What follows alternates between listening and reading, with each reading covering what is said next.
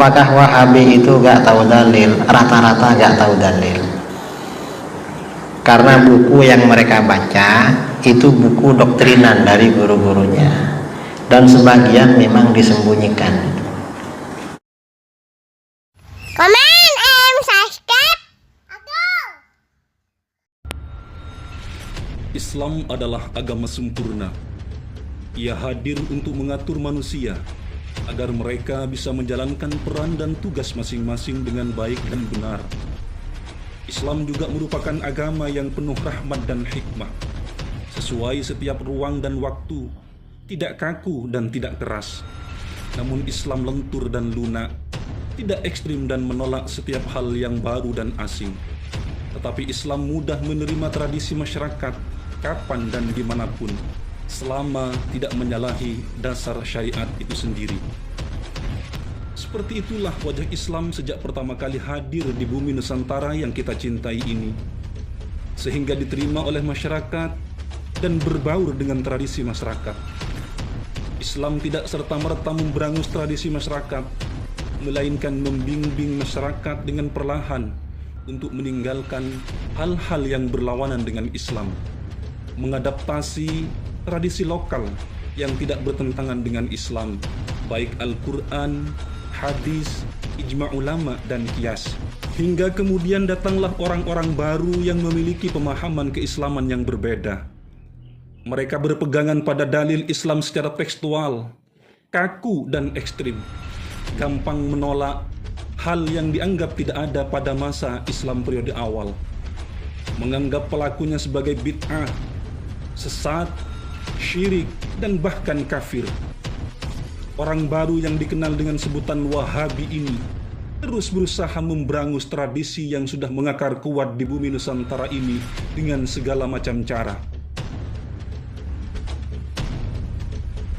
Karena itu, untuk memberikan pemahaman lebih mendalam dan menyeluruh tentang sejarah, kesalahan pemikiran dan kebohongan Wahabi, berikut kami sajikan ulasan lengkapnya dengan judul Sejarah Berdarah, Kebohongan dan Kesesatan Wahabi. Wahabi adalah nama aliran yang dinisbatkan kepada pendirinya, Muhammad bin Abdul Wahhab An-Najdi. Pada awalnya nama Wahabi menjadi kebanggaan bagi kelompok mereka, sehingga pada tahun 1343 Hijriah, ketika Wahabi berhasil menaklukkan Hijaz, mereka menerbitkan kitab karya salah satu ulama Wahabi berjudul Al-Hadiyatus Saniyah wa Tuhfatul Wahbiyah Wahabiyah An-Najdiyah. Kalau di dalam bahasa Indonesia, hadiah yang luhur dan anugerah kaum Wahabi dari Najd. Aliran Wahabi ini disebarkan dengan pedang dan banyak menumpahkan darah. Muhammad bin Abdul Wahhab bergabung dengan Muhammad bin Saud untuk membangun kerajaan Saudi Arabia dengan akidah mengkafirkan umat Islam serta menghalalkan darah dan harta benda kaum muslimin. Sekitar 500 juta umat Islam yang dibunuh oleh pendiri Wahabi bersama anak buahnya, sebagaimana dijelaskan dalam kitab Tarikh Najd karya Husain bin Ghannam, murid pendiri Wahabi. Namun sekarang ajaran Wahabi disebarkan dengan uang, kekuasaan, dan jabatan. Akhir-akhir ini orang-orang Wahabi gencar menyebar kebohongan terkait penisbatan nama Wahabi kepada Muhammad bin Abdul Wahhab. Mereka menyatakan bahwa Wahabi didirikan oleh Abdul Wahhab bin Rustum. Lalu siapakah sebenarnya Abdul Wahhab bin Rustum? Benarkah ia pendiri Wahabi? Mari kita simak bersama keterangan dalam kitab Tarikh Ibn Khaldun, juz 2 halaman 98. Yazid bin Hatim bin Kubaisah bin Al-Muhallab berhasil menghinakan Khawarij dan menstabilkan negara. Maka negaranya menjadi tenang pada masa kepemimpinan Rauh bin Hatim. Ia ingin berdamai dengan Abdul Wahhab bin Rustum yang termasuk pengikut Wahbiyah. Dari petikan kalimat di atas, sangat jelas sekali bahwa Abdul Wahhab bin Rustum bukan pendiri Wahabi, bukan pula pendiri Wahbiyah, melainkan hanya pengikut aliran Wahbiyah. Lantas siapakah pendiri Wahbiyah yang diikuti oleh Abdul Wahhab bin Rustum?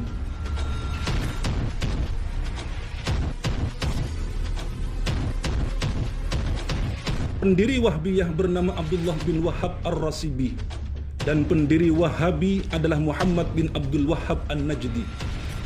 Jadi sebenarnya ajaran yang disebarkan Abdul Wahhab bin Rustum bukan Wahabi, akan tetapi Wahbiyah yang dinisbatkan kepada Abdullah bin Wahhab Ar-Rasibi.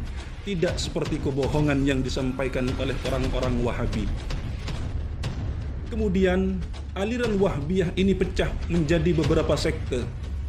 Sektenya Abdul Wahhab bin Rustum dikenal dengan sebutan Wahbiyah Rustumiyah, bukan Wahabi Rustumiyah.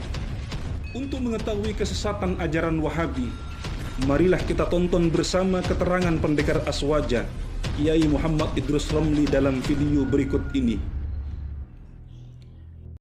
Tauhid rububiyah dan uluhiyah, kesesatannya diantaranya adalah tauhid rububiyah dan uluhiyah itu dibuat oleh Wahabi untuk mensyirikkan, mengkafirkan amaliyah tabarruk, tawassul dan istighatsah.